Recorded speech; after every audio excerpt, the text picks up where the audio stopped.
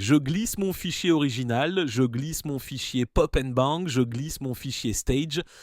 Et là, je vais appliquer la différence entre l'original et pop and bang. La différence va être un pop and bang. Je vais l'appliquer sur mon fichier stage enregistré.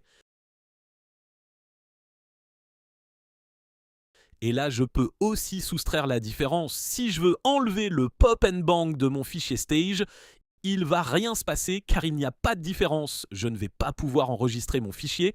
Par contre, je prends mon fichier stage pop and bang et j'enlève le pop and bang.